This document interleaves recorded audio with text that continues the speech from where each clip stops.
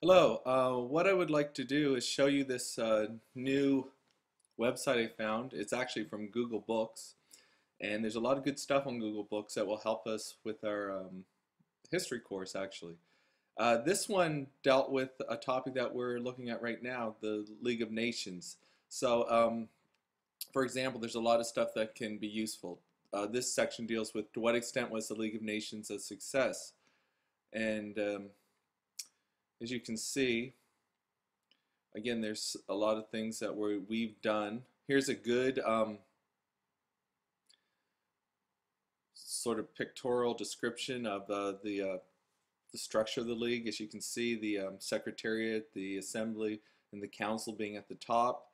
The International Labor Organization, the International Court of Justice, as well as the special committees that we've looked at, dealing with things like drugs, health, slavery, um, economic assistance, refugees, Minorities Commission, the Mandates Commission, and also there was a special commission for women as well, apparently. And so that's the structure of the league right there. And again, the Secretariat, the Assembly, and the Council are very important. And again, the real power with the league rested with the Council.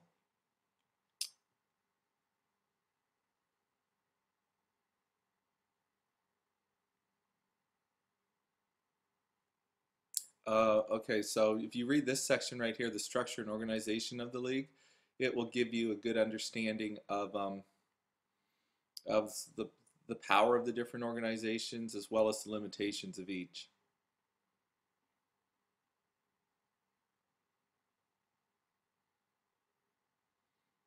This section on idealism is is interesting to read as well. It talks about again how the league had this great vision or this great idealistic sort of purpose.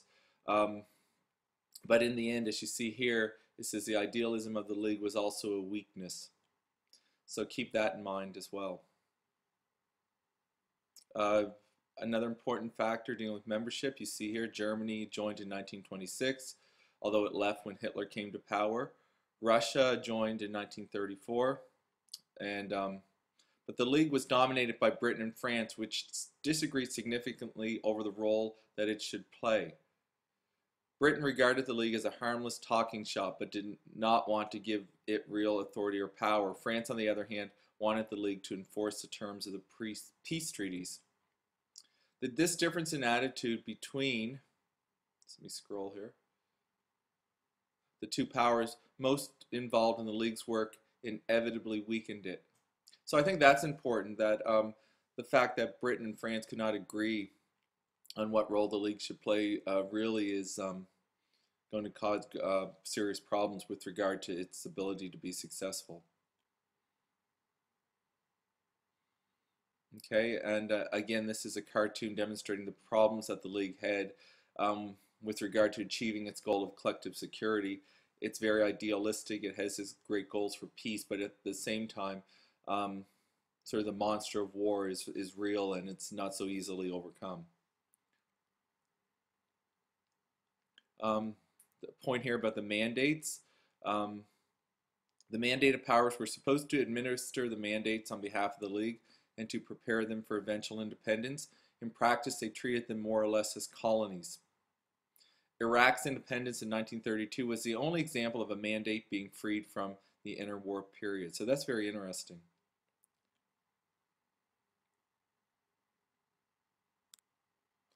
The circumstances in which the League was set up, and in particular the refusal of the USA to join, left the League with serious weaknesses. The League was not well equipped to deal with cases of aggression, and it had no armed forces of its own.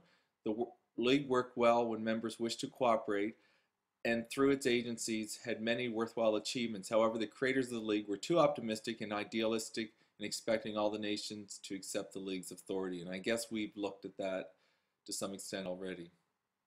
Um, what I'll do in the second screencast, I'll look at some of the successes of the League, again looking at this particular website.